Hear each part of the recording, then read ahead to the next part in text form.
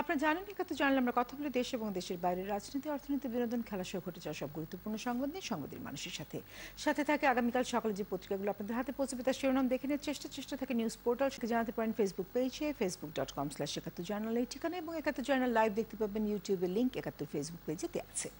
আজকে 71 জার্নালের টেবিলে যে বিষয়গুলো নিয়ে কথা বলতে চাই তার মধ্যে থাকছে রাজনীতি, থাকছে গাজীপুরের ট্রেন দুর্ঘটনা, কথা বলতে চাই সবজির বাজার নিয়ে, মাছের বাজার নিয়ে, মুরগির বাজার নিয়ে, এবং সর্বশেষ যে বিষয় তা হচ্ছে খেলা। কাজে বেশ কয়েকটি বিষয় নিয়ে আজকে আমরা কথা বলার চেষ্টা করব, এবং আমাদের এই আলোচনায় সম্মানিত অতিথি হিসেবে আজকে থাকছেন নাজমুল আশরাফ, প্রধান সম্পাদক TVN24, এবং থাকছেন সুভাষ সিংহ রায়, সম্পাদক abnews24.com। আপনাদেরকে স্বাগত জানাচ্ছি আজকে 71 জার্নালে। এবং আজকের যে প্রথম আলোচনা, যে রাজনীতির আলোচনা, সেই রাজনীতির আলোচনায় যুক্ত থাকবেন আমিনুল ইসলাম আমিন, ত্রাণ ও সমাজ কল্যাণ সম্পাদক, বাংলাদেশ আওয়ামী লীগ, এবং থাকছেন সাইফুল হক, সাধারণ সম্পাদক, বিপ্লবী ওয়ার্কার্স পার্টি এবং গণতন্ত্র মঞ্চের কেন্দ্রীয় নেতা। আপনাদেরকেও স্বাগত জানাচ্ছি। বরাবর মতো নিউজ পোর্টাল দেখতে চাই, প্রতিবেদন দেখবো, তারপর আলোচনা। নিউজ পোর্টাল দিকে আগে তাকাবো। এক উপজেলায় প্রার্থী শাহজাহান খানের ছেলে ভাই, যে কারণে আমিথি থেকে রায়বরেলিতে রাহুল গান্ধী, চাপ সৃষ্টিকারীরাই এখন চাপে কাদের বলছেন। প্রধান সংবাদের মধ্যে আছে শনিবার 25 জেলায় মাধ্যমিক বিদ্যালয় ছুটি, এসএসসি ও সমমানের ফল প্রকাশের তারিখ ঘোষণা, সব ধরনের মশলার দাম বাড়ছে, সোমবার থেকে সারা দেশে বৃষ্টি বাড়বে। এরপরে আছে আমাদের হাতে প্রথম আলোর সংবাদ। প্রথম টি-20 8 উইকেটের বড় জয়, সিরিজে এগিয়ে গেল বাংলাদেশ। নির্বাচনী প্রচারে গিয়ে হেলিকপ্টারে আগুন, অল্পের জন্য প্রাণে বাঁচলেন চিত্রনায়ক দেব। উপজেলা পরিষদ নির্বাচন, বিএনপির প্রার্থী তৃতীয় ধাপে অর্ধশত ছাড়াতে পারে। পণ্য রপ্তানির অর্থ আশা কমেছে, 14 দিন পর ডেঙ্গুতে শিশুসহ 3 জনের মৃত্যু। থানায় ঢুকে চেয়ারম্যান প্রার্থীকে পেটালেন এমপির সমর্থকেরা, ভিডিও ভাইরাল। এরপরে আমাদের হাতে আছে বাংলা ট্রিবিউন। প্রধান খবর আছে এখন উদ্ধার হয়নি পুলিশের অস্ত্র, মামলা দ্রুত নিষ্পত্তির নির্দেশ। অভিষেকে আস্থার প্রতিদান দিলেন তানজিদ। বিসিএস এ সফলতায় এগিয়ে বিজ্ঞানের শিক্ষার্থীরা। শর্টকাটে বড়লোক হতে গিয়ে যে বিষয় ঘটেছে তা নিয়ে একটি সংবাদ আছে। গাজে পানি শূন্যতায় ভুগছেন 1.5 লক্ষাধিক অন্তঃসত্ত্বা নারী। গাজীপুরে ট্রেন দুর্ঘটনা, স্টেশন মাস্টার সহ 3 জন বরখাস্ত। ওয়েস্ট ইন্ডিজের টি-20 বিশ্বকাপ দলে হেটমায়ার সামার। সবজির কেজি এখনো 60 টাকার বেশি, 200-র নিচে নামছে না ব্রয়লার। এরপরে আছে BDNews24.com। অমিত শাহ, মোদির উত্থানের নেপথ্যে চাণক্যের চেয়েও ঝানু যে মাথা। বড় জয়, সিরিজে এগিয়ে বাংলাদেশ। যুক্তরাজ্যে স্থানীয় নির্বাচনে লেবার পার্টির বড় জয়, কনজারভেটিভরা ধরাশায়ী। মরিচের ঝাঁজ বাজারে, মুন্সিগঞ্জে পুকুরে ডুবে ভাই বোনের মৃত্যু। 24 ঘন্টা ডেঙ্গুতে 3 জনের মৃত্যু। গাজীপুরে ট্রেন দুর্ঘটনা, 5 ঘন্টা পর উদ্ধার কার্যক্রম শুরু।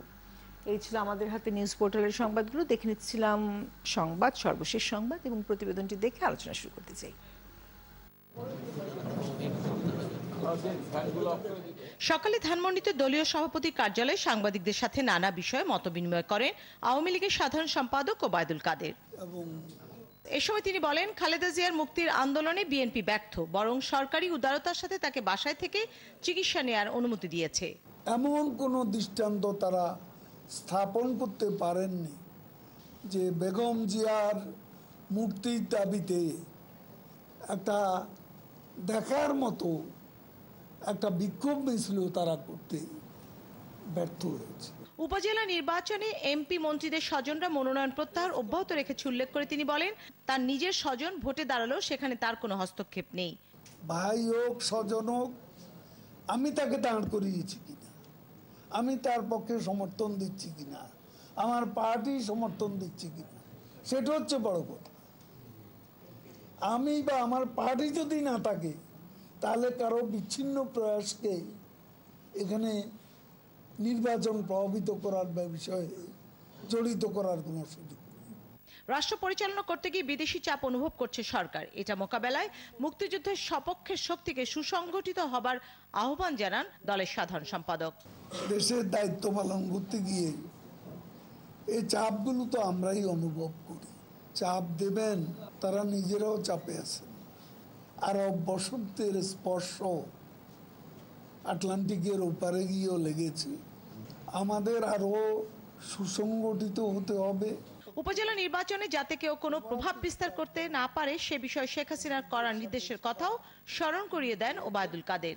কোনো প্রকার প্রভাব বিস্তার করা যাবে না, প্রশাসনকে প্রভাবিত করা যাবে না। শাহনাজ শারমিন, ৭১, ঢাকা। প্রতিবেদনটি দেখে নিচ্ছিলাম এবং উপজেলা নির্বাচনে যেন কেউ প্রভাব বিস্তার করতে না পারে সেই বিষয়টি সামনে এসেছে। আবার আমরা দেখলাম অন্যদিকে আমরা দেখতে পাচ্ছি যে বিএনপির পক্ষ থেকে বলা হয়েছে ভোটারদেরকে যেন তারা ভোট বর্জন করে এবং উপজেলা নির্বাচনও বর্জনের ডাক এসেছে বিএনপির পক্ষ থেকে। সেখান থেকে আলোচনা শুরু করতে চাই। সাইফুল হক, আপনার কাছে আসতে চাই এবং আপনার কাছ থেকে একটু জেনে নিতে চাই যে ডাকটি এলো, সেই ডাকটি দ্বাদশ জাতীয় নির্বাচন আমরা দেখেছি। সেখানে যদিও আপনারা দাবি করে আসছেন যে জনগণ আপনাদের আহ্বানে সাড়া দিয়েছেন, কিন্তু 41.8% ভোট পড়েছিল জাতীয় নির্বাচনে। এখন উপজেলা নির্বাচন শুরু হতে যাচ্ছে, সেখানে আসলে কি হবে?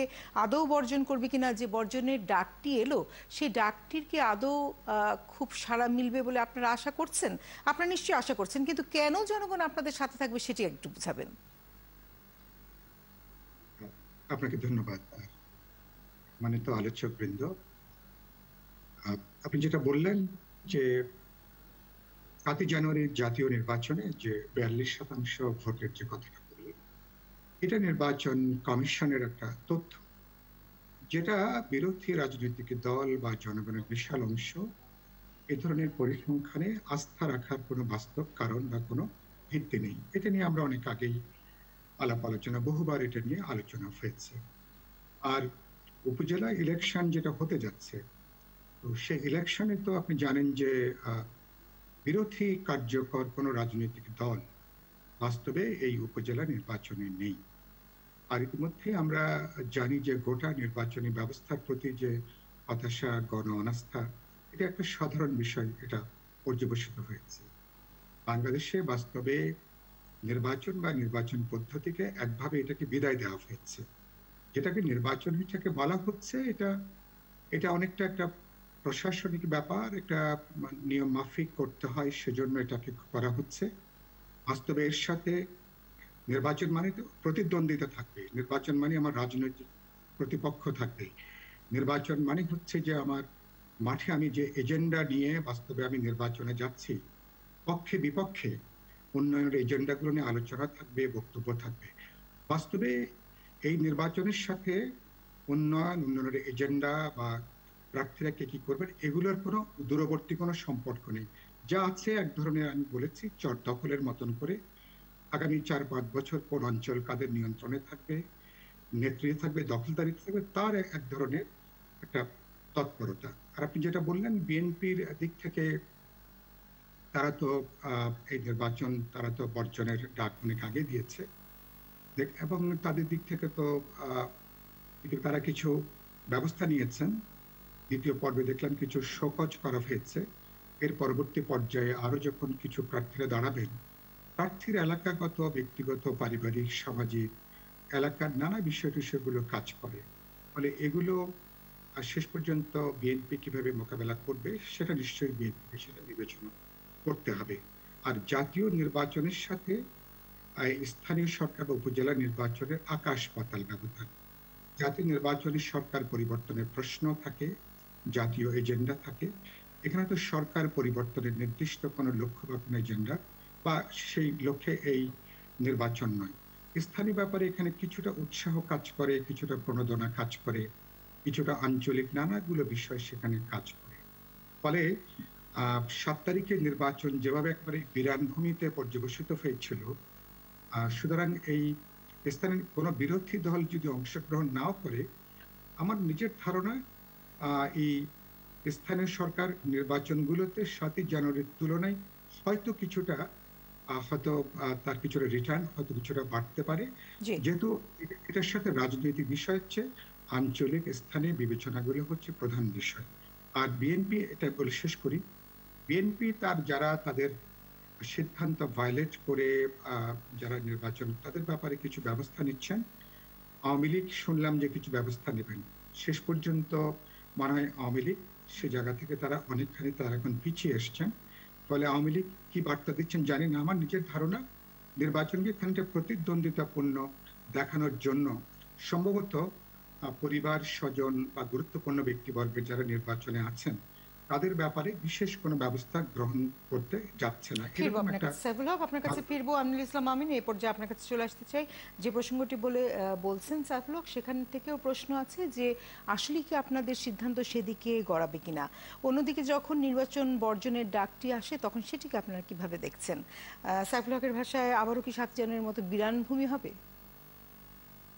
সপ্তম শুভেচ্ছা আপনাকে, বিজ্ঞ আলোচক এবং সম্মানিত দর্শক সবাইকে কৃতজ্ঞতা জানাচ্ছি এই অনুষ্ঠান দেখার জন্য। প্রথমত এই নির্বাচনটা মানে উপজেলা নির্বাচন যে ইতিমধ্যেই মানুষের মধ্যে একটা উদ্দীপনা তৈরি করেছে, তার সবচেয়ে বড় দৃষ্টান্ত হচ্ছে বিএনপির মতো একটি রাজনৈতিক দলের পক্ষ থেকে এই নির্বাচনে অংশগ্রহণ না করার জন্য তাদের নেতাকর্মীদেরকে বারংবার অনুরোধ উপরোধ হুমকি দামকি, ইভেন প্রথম এবং দ্বিতীয় দফা নির্বাচনে 81 জন দলের নেতাকর্মীকে বহিষ্কার করার পরও আমরা আজকে প্রথম আলোর যে রিপোর্ট সে অনুযায়ী যে তৃতীয় ধাপেও বিএনপির 50 জনের বেশি নেতা নির্বাচনে অংশ নিচ্ছে। অর্থাৎ নির্বাচনকে ঘিরে শুধু সাধারণ মানুষের মধ্যে যে উৎসাহ উদ্দীপনা অথবা আগ্রহ তৈরি হয়েছে তা নয়, যে বিএনপি তাদের নেতাকর্মীদেরকেও এই উদ্দীপনা থেকে দূরে সরিয়ে রাখতে পারছে না। সুতরাং সাইফুল ভাই যদি মনে করে যে এটিও একটি 7 জানুয়ারির মতো নির্বাচন, এটি একেবারে অযৌক্তিক এবং অবাস্তব তার বক্তব্য। এই বক্তব্য অথবা মানুষ একমত নয়। আর তৃতীয়ত বিএনপি এবং তাদের এলাইরা যে পলিসিতে এখন আগাচ্ছে, বাংলাদেশে কোনো নির্বাচনই তারা করবে না, সেটা স্থানীয় পর্যায়ে হোক, জাতীয় সংসদ হোক অথবা জাতীয় সংসদের উপনির্বাচন হোক। কিন্তু আমার প্রশ্নটি হচ্ছে, তারা তো যে তত্ত্বাবধায়ক সরকারের যে দাবি জানাচ্ছে সে দাবি তো জাতীয় নির্বাচনের জন্য। তো সে দাবি যদি মানাও হয় তবু তো স্থানীয় সরকার নির্বাচন কখন তো তত্ত্বাবধায়ক সরকারের অধীনে হয় না। স্থানীয় সরকার নির্বাচন সবসময় রাজনৈতিক দলের সরকারের অধীনে নির্বাচনটি অনুষ্ঠিত হয়ে থাকে। তাহলে এখন যদি তারা যেভাবে সমস্ত নির্বাচনগুলো প্রত্যাখ্যান করে যাচ্ছে এবং সেটাকে বয়কট করছে, মানুষের পছন্দকে তারা যেভাবে সংকুচিত করে নিয়ে আসার চেষ্টা করছে, তাতে তো মনে হয় যে বাংলাদেশের চিরকালীন একটা তত্ত্বাবধায়ক সরকার দরকার। অর্থাৎ রাজনৈতিক দলগুলো মিছিল মিটিং করবে, রাজনৈতিক কাজ করবে, কিন্তু রাষ্ট্র চালাবে একটা রাজনৈতিক সরকার। এটা আদৌ কোনো একটি গণতান্ত্রিক চেতনা হতে পারে কিনা অথবা রাজনৈতিক চিন্তা হতে পারে কিনা, আমাদের যে এটা একটা অনেক বড় প্রশ্ন। এই প্রশ্নের উত্তর আমি পাচ্ছি না। আর আমাদের দলের যে বিষয়টা বলা হয়েছে, যে সাইফুল ভাই যেমনটি বলছেন যে নির্বাচনকে অংশগ্রহণমূলক বা প্রতিযোগিতামূলক করার জন্য দলের যারা মন্ত্রী এমপিদের স্বজনরা নির্বাচনে অংশগ্রহণ করলো তাদেরকে নিষেধ করা হচ্ছে না বা তাদের বিরুদ্ধে শাস্তিমূলক ব্যবস্থা নেওয়া হচ্ছে না, বিষয়টা তেমন নয়। গতকাল মাননীয় প্রধানমন্ত্রী আমাদের ওয়ার্ড কমিটি মিটিং এ বলেছেন এবং গতকাল তিনি সংসদীয় কমিটির মিটিং এ বলেছেন। তার বক্তব্য খুবই স্পষ্ট যে আমি যদি নির্বাচনে প্রার্থী করার ক্ষেত্রে শুধু আমার স্বজনদের খুঁজি, আমার ভাই বা সন্তানদের খুঁজি, তাহলে এত মানুষ যারা তাকে ভোট দিয়ে নির্বাচিত করছে তারা যাবে কোথায়? অর্থাৎ তারা যেন রাজনীতি করতে পারে, যেন মানে কাউকে যেন কোনো ধরনের ম্যানিপুলেশনের মাধ্যমে নেতৃত্ব নির্বাচিত না হয়, সেই দিকটাই মাননীয় প্রধানমন্ত্রী জোর দিয়েছেন। এবং আমি মনে করি আওয়ামী লীগের মতো একটা গৌরবময় ঐতিহ্যের অধিকারের রাজনৈতিক দল এটি যথাযথ পদক্ষেপ নিয়েছে। কারণ হ্যাঁ, এটাও ঠিক যে একজন এমপি বা মন্ত্রী তার ছেলে সন্তান বা ভাই যদি রাজনৈতিক অনেক অবদান থাকে, কর্মীরা যদি তাকে চাই, অবশ্যই সে নির্বাচন করতে পারবে। কিন্তু নির্বাচন করা এক জিনিস, নির্বাচনে ম্যানিপুলেশনের চেষ্টা এক জিনিস। আবার একই সাথে অনেক সময় দেখা যায় যে আমি এমপি হলাম, আমার বউকে মেয়র বানালাম, আমার ছেলেকে উপজেলা চেয়ারম্যান বানালাম, এটা তো রাজনীতি হলো, এটা তো পরিবর্তনটা হয়ে গেল। পলিটিক্সে যেন এই জিনিসটা না আসে সেই জন্যই আমাদের দলের পক্ষ থেকে সেটাকে অনুৎসাহিত করা হয়েছে, নিরুৎসাহিত করা হয়। ফিরবো আপনার কাছে নাজমুল আশরাফ, আপনার কাছে আসি। উপজেলা নির্বাচন যে হতে যাচ্ছে সেটি কেমন হবে এবং ভোট কেন্দ্রে ভোটাররা কি আসলে যাবে না? ডাকে কি সাড়া দেবে বিএনপি যে আহ্বান জানিয়েছে? আপনার কি মনে হয়? ধন্যবাদ শবনম। আসলে আমাদের গত 10 বছরের যে অভিজ্ঞতা নির্বাচনের, তাতে করে আপনি ধারণা করতে পারেন 19-20 হয়তো বা হবে, আকাশ পাতাল পার্থক্য হয়ে যাবে না। আমাদের নির্বাচনের যে দুর্বলতা, আমাদের নির্বাচনের যে পর্যায়ে এসে দাঁড়িয়েছে এখন, যেসব ত্রুটি বিচ্যুতি, দুর্বলতা, সমালোচনা, অভিযোগ, পাল্টা যা কিছু বলি, সবকিছু মিলে আমরা খুব সুখকর অবস্থায় নাই নির্বাচন নিয়ে, এবং সেই ধারাবাহিকতাই আপনার উপজেলা নির্বাচন করতে যাচ্ছে। ফলে গত 10 বছর যেসব জাতীয় এবং স্থানীয় নির্বাচন হয়েছে, এবার একটা তার চেয়ে ব্যতিক্রম কিছু হবে না। এখন বিরোধী দলের বর্জন, সেটাও তো ধারাবাহিকভাবে হচ্ছে। 18 সাল বাদ দিলে বাকি সবগুলো তো ধারাবাহিকভাবে তারা বর্জন করেছে। ফলে বিরোধী দলের বর্জন এবং সরকারি দলের অংশগ্রহণ এবং এর বাইরেও স্বতন্ত্র বা ছোটখাটো কিছু দলের অংশগ্রহণের ফলে যে নির্বাচনগুলো হয়েছে, তার যে ধরন, তার যে রূপ, তার যে ফলাফল, তার যে সুফল বা কুফল আমরা দেখেছি। উপজেলা ক্ষেত্রে তাই হবে। এখন উপজেলা নিয়ে দু দলের যে সংকটটি, এক দল নিষেধ করছে, তারপরেও তাদের প্রার্থী দাঁড়িয়ে যাচ্ছে। আমি বিএনপির বিষয়টা আগে আসি। বিএনপি একটি বড় রাজনৈতিক দল। এখন লক্ষ্য উদ্দেশ্য কি থাকে?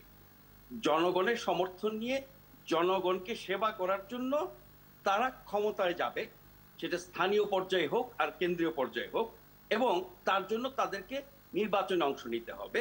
এবং নির্বাচনে অংশ নেয়ার তাদের যে দাবিটি আছে তত্ত্বাবধায়ক সরকার, সেটাকে আমি পরে আসছি। কিন্তু সরকারের বিরুদ্ধে তাদের যত অভিযোগ বা তাদের দৃষ্টিতে, নিশ্চয়ই শুধু তাদের দৃষ্টিতে না, জনগণের অনেকের দৃষ্টিতেই, যারা সরাসরি সরকারি দল করেন বা সমর্থন করেন তারা একভাবে বলবেন, তারা জানলে বিশ্বাস করলেও সেটা হয়তো প্রকাশ্যে বলবেন না। আবার যারা বিরোধিতা করেন তারা অনেক কিছু সঠিকভাবেই বলেন, তার সাথে আবার অনেক কিছু যুক্ত করে, অনেক বাড়িয়ে অতিরঞ্জন করে বলেন। কিন্তু যারা সরাসরি রাজনীতিতে যুক্ত, সরকারে বা সরকারের বাইরে, তার বাইরে যারা আছেন জনগোষ্ঠী, অনেক বড় জনগোষ্ঠী, তারা কিন্তু সবটাই দেখেন এবং বোঝেন। ফলে তারা কিন্তু দেখতে পাচ্ছে স্পষ্টতই যে বিএনপি নির্বাচনেও ব্যর্থ হচ্ছে। নির্বাচনে ব্যর্থ হচ্ছে ওই অর্থে যে তারা নির্বাচনে অংশই নিচ্ছে না। তো সেদিক থেকে তো নির্বাচনের যে সুফল একটি রাজনৈতিক দলের, সেটি তারা পাচ্ছে না। একইভাবে আন্দোলন করে দাবি আদায় করা, তারা যেভাবে নির্বাচনটা চাচ্ছে বা সরকারের বিরুদ্ধে তাদের যে অভিযোগ বা সরকারকে আপনার পরিবর্তন ঘটানোর জন্য, সরকারকে পতন ঘটানোর জন্য যেই ধরনের আন্দোলন করা দরকার, সেটা তারা পারছে না। ফলে এর একটা প্রভাব তো দলের ভিতরে পড়ে। এখন যারা সারা দেশে বিএনপির অসংখ্য নেতাকর্মী সমর্থক আছেন, তারা এই গত 10 বছর ধরে রাজনীতি করছে, তার কি সুফল পাচ্ছে, কি উদ্দেশ্য পূরণ হচ্ছে, তারা হতাশ হচ্ছে। আন্দোলনও হচ্ছে না, নির্বাচনেও যাচ্ছে না, তাদের কোনো ক্ষমতায়নও হচ্ছে না, জনগণকে কিছু দিতেও পারছে না, জনগণের কাছে কিছু নিতেও পারছে না। এরকম একটা সংকটের মধ্যে বিএনপি পড়েছে। কিন্তু এটাকে শুধু বিএনপির সংকট বললে হবে না, এটা আমাদের জাতীয় সংকট, এটা আমাদের রাজনীতির সংকট। এবং এই সংকটের কথা শুধু বিএনপি বা বিএনপির সমর্থক বা দু দলের বাইরে যারা সাধারণ মানুষ আছে শুধু তারাই ভাবলেই হবে? আওয়ামী লীগ সবচেয়ে বড় রাজনৈতিক দল, তারা কি এই রাজনৈতিক সংকটটার কথা ভাববেন না? তারা কি এই সংকট থেকে উত্তরণের চেষ্টা করবে না? ফিরবো যে প্রশ্নটা আপনি রাখলেন যে আওয়ামী লীগকেও ভাবতে হবে, কিন্তু আওয়ামী লীগ ভাবলে কি আসলে তারা রাজনীতির তাদের যে প্ল্যাটফর্ম সেটিকে ছেড়ে বেরিয়ে আসবে? অনেকে তো বেরিয়ে আসছে, তাদেরকে তো বহিষ্কার করা হচ্ছে। প্রথমে ৭৬, পরে শোনা গেল ৮৬, এখন ৫০ জন দ্বিতীয় দফায় উপজেলা নির্বাচনে অংশ নিচ্ছে। এই যে কথাগুলো আমরা শুনতে পাচ্ছি, নানা রকম ডিপ্রাইভেশন, ফ্রাস্ট্রেশন এবং এতদিনের যে জনগণ থেকে বিচ্ছিন্ন থাকা, তার থেকেই তো মনে হয় তারা আসলে সাড়া দিয়ে এগিয়ে আসছে, তাই নয় কি? সেই প্রশ্নটি রেখে যাচ্ছি। সুভাষ সিংহ রায়, আপনার বিশ্লেষণটি অবশ্যই বুঝতে চাই। একটা ছোট্ট বিরতি থেকে ফিরেছি। আপনি নিশ্চয়ই আপনার বিশ্লেষণটি আপনি জানাবেন উপজেলা নির্বাচন সম্পর্কে আপনি কি চিন্তা করছেন, এবং একই সাথে ভোটাররা আসলে কতটুকু এই নির্বাচন নিয়ে আগ্রহী, কৌতূহলী এবং সামনের দিনে তারা অংশগ্রহণ করতে পদক্ষেপ নেবেন। 17 বছর বিএনপি রাষ্ট্র ক্ষমতার বাইরে, আর এই দলটি ক্ষমতা দখল করে গঠন করা হয়েছিল। অর্থাৎ ক্ষমতা বাদে বিএনপি 17 বছর যে কথাবার্তা বলছে, 17 বছর পরে এসেও, এটা অনেকটা আশ্চর্যের ব্যাপার। এবং সেই ব্যাপারে আওয়ামী লীগকে ভাবতে হবে যে আওয়ামী লীগ তাদের যে প্রতিদ্বন্দ্বী যে হিসেবে ধরে নেয়, সেই বিএনপির এখনো পর্যন্ত যে কথাবার্তা বলতে পারছে এবং তারা হুমকি দিতে পারছে কোন শক্তির বলে? তাই স্পষ্টত শক্তি কোথায়? বলা হতো না যে বন্ধু আছে প্রভু নাই, প্রভু আছে বন্ধু নাই, প্রমাণ হতে হয়েছে। অর্থাৎ স্বাভাবিক কারণ এক পত্রিকা গত রোববারের শিরোনাম করেছে, আপনি নিশ্চয়ই দেখেছেন, যে এলোমেলো অবস্থায় বিএনপি। তো বিএনপি সোজা পথে ছিল কবে? সাইফুল হক ভাইরা কিছুটা তাদেরকে সহযোগিতা করবার চেষ্টা করছেন, নানান রকম মতবাদ হাজির করার চেষ্টা করেছেন তাদেরকে সাথে নিয়ে, কিন্তু সেটা কি হালে পানি পায়? কোন কারণে আপনি বিএনপিকে বড় একটি রাজনৈতিক দলের তকমা দিচ্ছেন আমার মাথায় ঢোকে না। মানে I can't make out head or tail. রাজনৈতিক দলগুলোর একটা নির্দিষ্ট সমীকরণে এগোতে হয়, তার বিধিবদ্ধ অনেকগুলো বিষয় থাকে। রাজনৈতিক দলের এজেন্ডার কথা বললেন কমরেড সাইফুল হক, কিন্তু বিএনপি এজেন্ডা কি? বিএনপি কি চায় বাংলাদেশের মানুষ জানে না। আর উপজেলা নির্বাচন তা গ্রামগঞ্জে যারা আছেন বিএনপির পক্ষে এখনো, তারা তো বিএনপিকে মানেন না, তার দলকে মানছেন না, মানবেন না, এটা বাস্তবতা। 7 জানুয়ারি নির্বাচন, অনেকে বলেন সাইফুল হক ভাই তার গৌরচন্দ্রিকায় যে কথাগুলো বললেন যে জনগণ কিংবা তাদের বিশ্লেষণ মনে করে যে এই 42.শতাংশ যে ভোট, সেই ভোটটা হয়নি। তা কাদের তথ্য বিশ্বাস করবেন? কারা বলবেন? বিএনপি এবং তার যে পরিবার, সেই পরিবারের কথা বলবো? যৌথ পরিবার, বিএনপি জামাতের একটা যৌথ পরিবার আছে তো বাংলাদেশে, মঞ্চ আছে, নানান রকম বড় বড় দলের কথা বলা হচ্ছে। এই যৌথ পরিবারের কথাই কি বাংলাদেশের মানুষ চলবে? এটা প্রমাণিত হয়েছে। অতএব বিএনপির যারা কেন্দ্রীয় কমিটিতে যারা আছেন, তারা সত্যি সত্যি সে পত্রিকার ভাষা অনুযায়ী এলোমেলো বিএনপি। যে বিএনপির মহাসচিবের অবস্থান নিয়েও এখন ধোঁয়াশা তৈরি হয়েছে, এবং বিএনপি কিভাবে পরিচালিত হচ্ছে বাংলাদেশের মানুষটা জানে, বিএনপির কর্মীরা জানে। অতএব উপজেলার নির্বাচন নিয়ে যতই হুঙ্কার দিক, যতই বহিষ্কার করুক না কেন, উপজেলা নির্বাচনে বিএনপি সমর্থিত মানুষগুলো অংশগ্রহণ করবে, ভোট দিতে যাবে, এবং ভোটের হার কত শতাংশ হয় নিশ্চয়ই নির্বাচনের পরবর্তীতে সাইফুল হক ভাইয়ের সাথে আমার দেখা হবে যদি বেঁচে থাকি, এবং সেই সময় কথাবার্তাগুলো হবে। বিএনপি এখন বিনষ্টের আত্মচিৎকার করছেন। এই বিনষ্টের আত্মচিৎকার বাংলাদেশের মানুষ বেশি দিন সহ্য করবে না, এবং বাংলাদেশের মানুষ খুব ভালো করে জানে এই সরকারের অনেক ভুল ত্রুটি আছে, অনেক প্রান্তিক বিচ্যুতি আছে, এই সরকারের কাছে মানুষের প্রত্যাশা অনেক, সবকিছু ঠিক আছে, কিন্তু বাংলাদেশের মানুষ বিকল্প হিসেবে বিএনপিকে গ্রহণ করবে সেই দিন অনেক দূরে চলে গেছে, আর সেই পথ আর বাংলাদেশে নাই। এইগুলো বিএনপিকে ভাবতে হবে। কেননা 2014 নির্বাচনে অংশগ্রহণ করেনি, তার পরবর্তী 2018 নির্বাচনে অংশগ্রহণ করেছে, তারপরে এসে সেপ্টেম্বর মাসের 1 তারিখে দৈনিক ভোরের কাগজের সাক্ষাৎকার দিয়ে মির্জা ফখরুল ইসলাম আলমগীর বলছেন তাদের জীবনের সবচেয়ে বড় ভুল 2014 নির্বাচনে অংশগ্রহণ না করা। অর্থাৎ এগুলো তো প্রমাণিত সত্য। প্রমাণিত সত্যর বাদ দিয়ে আমরা যদি এই টক শোতে কথা বলি, তাহলে বিবেচনা প্রসূত বিষয় হবে না। আমার কাছে স্পষ্ট করে মনে হয়, নির্বাচন যদি অংশগ্রহণ বিএনপি যতই চিৎকার করে বলুক না কেন, তার কর্মীদেরকে বহিষ্কার করবে, নেতাদের বহিষ্কার করবে। 7 নির্বাচনে কতজন বিএনপি অংশগ্রহণ করেছিল এই তথ্য তো আমার চেয়ে বেশি সাইফুল হক ভাইয়ের কাছে আছে। কেন্দ্রীয় কমিটি কতজন করেছিল, সাবেক এমপি কতজন করেছিল, সাবেক হুইপরা কয়জন করেছিল, এগুলো তো মানুষের মাঝে এই তথ্যগুলো আছে। অতএব উপজেলা নির্বাচন জনগণের অংশগ্রহণেই অনুষ্ঠিত হবে। সরকারকে সজাগ থাকতে হবে, নির্বাচন কমিশনকে একেবারে তাদের মাথা ঠান্ডা রেখে এবং কোনো প্রকার অপপ্রচারে বিভ্রান্ত না হয়ে নিরপেক্ষভাবে কাজ করবেন, এই আশাবাদ আমি ব্যক্ত করছি। জি, সাইফুল হক আপনার কাছে আরেকবার আসতে চাই এবং ছোট্ট করে একটু জেনে নিতে চাই, যখন বিএনপি সম্পর্কে বলা হয় যে বিএনপির যে অবস্থা জনবিচ্ছিন্ন হয়ে পড়ছে, কারণ যদি আপনি ভোটের মধ্যে না যান, আপনার সমর্থকদেরকে তাদের সমর্থন দেবার সুযোগটি না দেন, তাহলে যে কোনো রাজনৈতিক দলই আসলে জনবিচ্ছিন্ন হয়ে পড়ে এবং জনগণ একটি সময়ের পর আর তার সাথে থাকে না। তো সেই জায়গা থেকে যখন এত দীর্ঘ সময় ধরে বিএনপি নির্বাচনের বাইরে, তখন কি জনগণের সমর্থন এসে থাকবে? এবং যে এক্সটেন্ডেড ফ্যামিলির কথা সুভাষ সিংহ রায় ইঙ্গিত করছেন, সেটি যদি থেকে থাকে, জনগণ কি আসলে বিএনপিকে সমর্থনটা দেবে? রাজনৈতিক নেতা হিসেবে আপনি কি মনে করেন?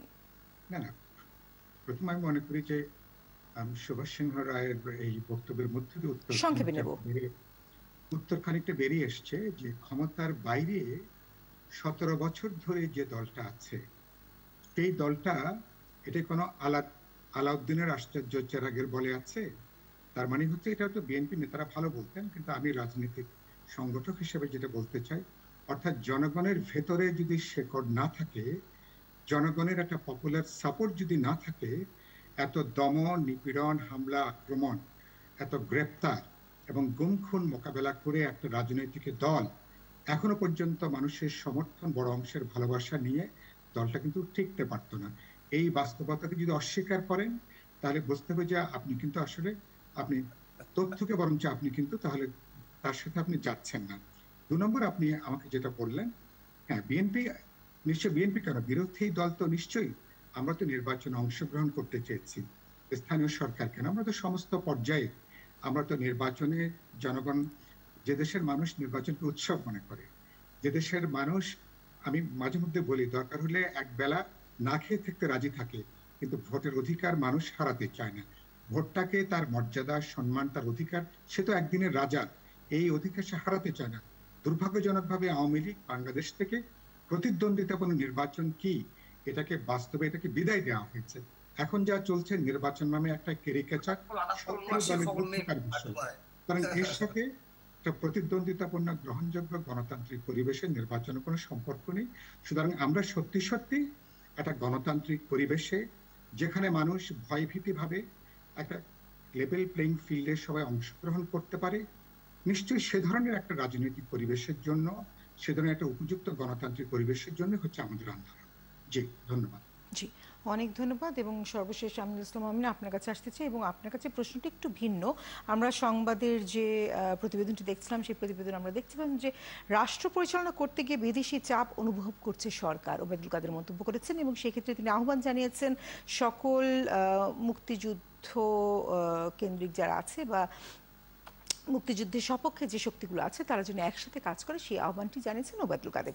সেখান থেকে আসলে আপনার কাছে একটু জানতেই চাই যে রাষ্ট্র পরিচালনা করতে গিয়ে যে বিদেশি চাপের কথা বলা হচ্ছে, এই চাপ আসলে কারা দিচ্ছে এবং সেই চাপ সরকারকে কিভাবে বিচলিত করছে? কারণ যদি বিচলিত না হয়ে থাকেন এরকম আহ্বান তো জানার কথা নয়।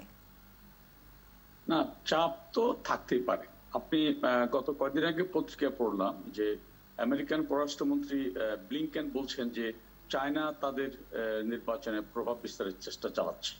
অর্থাৎ প্রভাব বিস্তারের চেষ্টা থাকতে পারে। এবং আমরা যদি আমাদের 7ই জানুয়ারি জাতীয় নির্বাচনের আগের অবস্থা দেখি, তাহলে তখন তো বিএনপির মহাসচিব জনাব ফখরুল ইসলাম আলমগীর বলেছিলেন যে আমেরিকা এবং পশ্চিমা বিশ্ব আমাদেরকে সাহস যোগাচ্ছে, অর্থাৎ তারা সরকারকে চাপে রাখছে। এখন নির্বাচন পরবর্তী সময়ে কিভাবে তারা যে তাদের অবস্থানটা পুরোপুরি প্রত্যাহার করেছে কিনা, এটা আমার মনে হয় এটা আমাদের সজাগ থাকা উচিত। হয়তো আওয়ামী লীগের সাধারণ সম্পাদক সে বাস্তবতার জায়গা থেকে মুক্তিযুদ্ধের পক্ষের শক্তির আবার আরো বেশি সুদৃঢ় ঐক্যের কথা বলেছেন, এবং এই বিষয়টা নিয়ে আসলে যথাযথ রিপ্লাই অবশ্যই উনি দিতে পারবেন। আওয়ামী লীগের জেনারেল সেক্রেটারি উনি তো উইদাউট ইনফরমেশন আমার মনে হয় না যে তেমনটি কোনো কিছু বলবেন। আর পলিটিক্সে কিছু জিনিস হয় এমন যে হয়তো আপাত দৃষ্টিতে দৃশ্যমান হচ্ছে না, কিন্তু যারা একটু দূরদর্শী তারা আগের থেকে বিষয়টা অনুধাবন করতে পারেন, হয়তো পরবর্তীতে সেটা 6 মাস 1 বছর বা আরো পরে গিয়ে করতে পারে।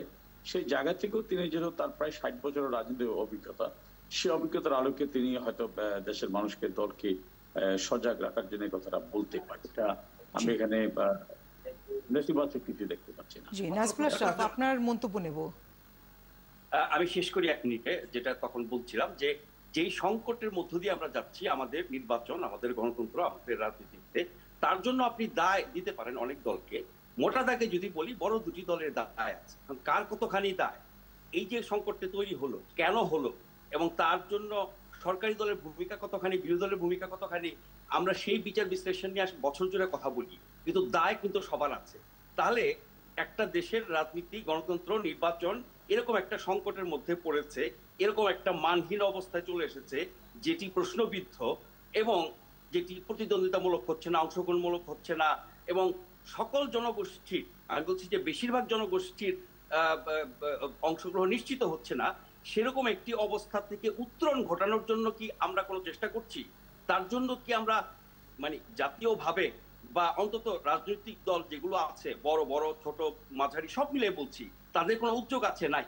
এবং সেই উদ্যোগের ক্ষেত্রে তো মূল ভূমিকা থাকবে হচ্ছে সরকারি দলের।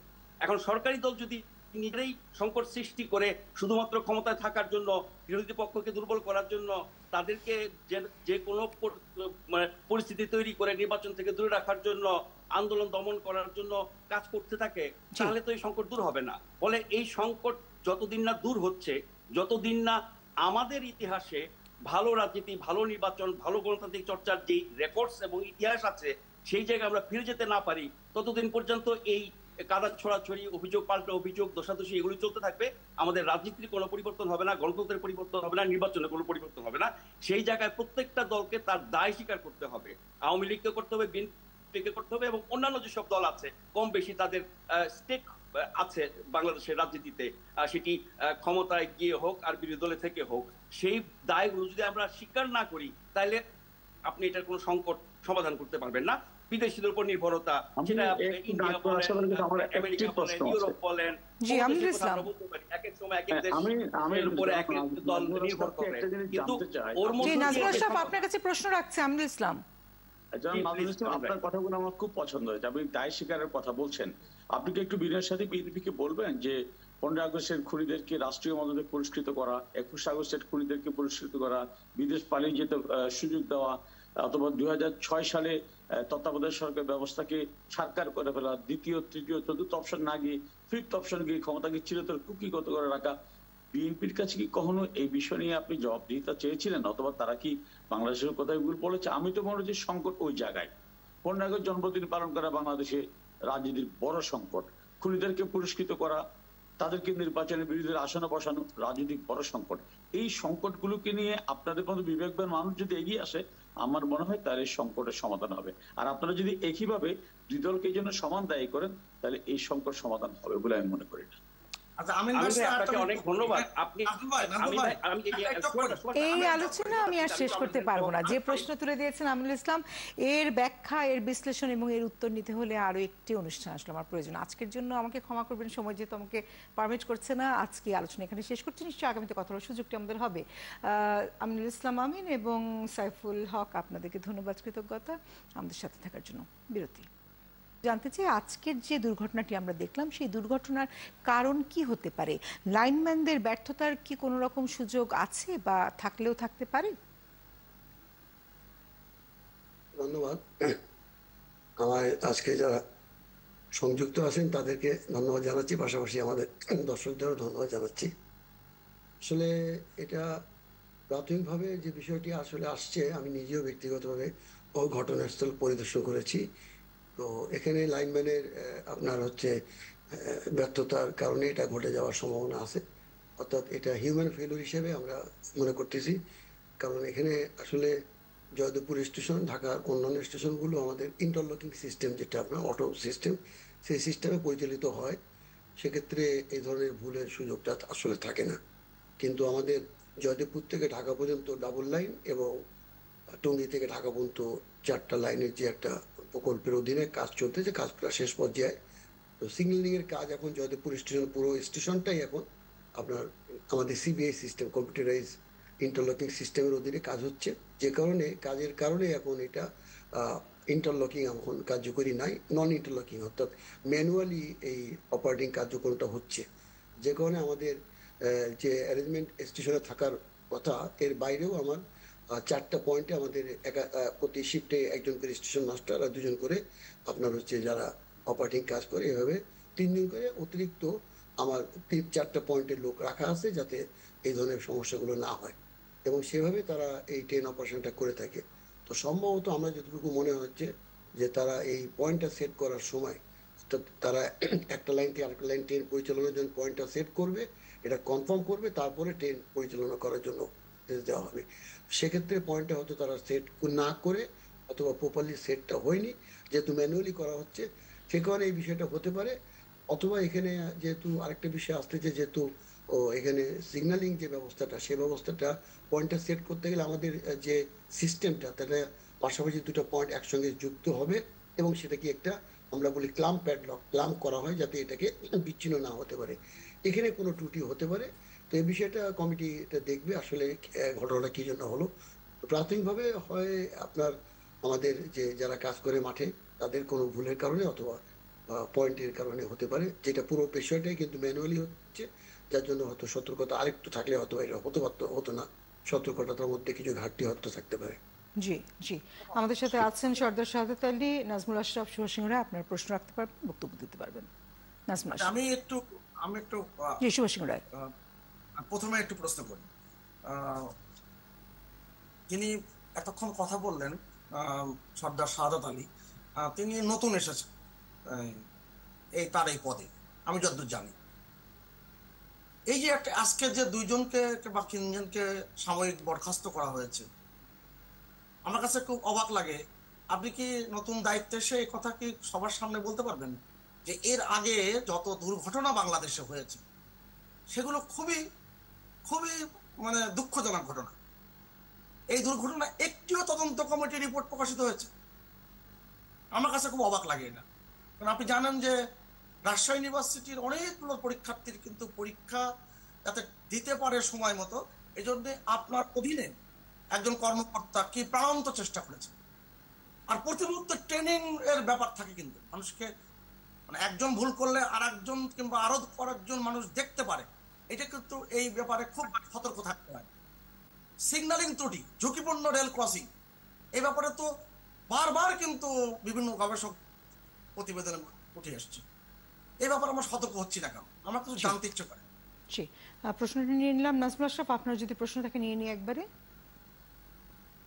দেখেন, আমরা দিনভর এই ঘটনার যে সংবাদ দেখেছি টেলিভিশনে, তাতে করে মোটামুটি যেসব তথ্য পাওয়া গেছে একদম ঘটনাস্থল থেকে, রিপোর্টাররা একেবারে সরজমিনে গিয়ে সংশ্লিষ্টদের সাথে কথা বলে যা জানিয়েছেন, তাতে করে বোঝা গেছে যে পয়েন্টম্যান যিনি, তার ভুলের কারণে কাজটি হয়েছে।